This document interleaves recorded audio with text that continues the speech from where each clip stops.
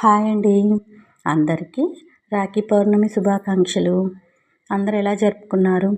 అన్నలకి, తమ్ముళ్ళకి అందరూ రాఖీ కట్టారు. ఈ రక్షాబంధన్ బాగా జరుపుకున్నారా? మా ఇంట్లో అయితే మా పాప వాళ్ళ అన్నయ్యకి అయితే రాఖీ కడుతుందండి. ఈ సంవత్సరం అయితే నాకు కుదరలేదు మా తమ్ముళ్ళకి కట్టడానికి. ఇద్దరు తమ్ముళ్ళు పిన్ని వాళ్ళ పిల్లలండి.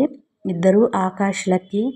ఇద్దరు వేరు వేరు చోట్ల ఉన్నారు. ఒకళ్ళు హైదరాబాద్లో లెక్చరర్గా చేస్తున్నారు, ఒకళ్ళేమో తిరుపతిలో చదువుకుంటున్నారు. కాబట్టి నాకు ఇద్దరికీ కట్టడానికి కుదరలేదు.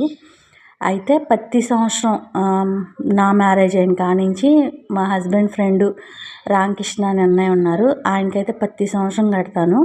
తను వచ్చి కట్టించుకెళ్తారు. ఈ సంవత్సరం అయితే ఈ సంవత్సరం కూడా తనకైతే కట్టాను పొద్దున్నే. తర్వాత అయితే మా పిల్లలు ఇలా కట్టుకున్నారు. ప్రతిసారి అబ్బాయి చేత ఏదో ఒకటి అయితే అమ్మాయికి ఇప్పిస్తాను.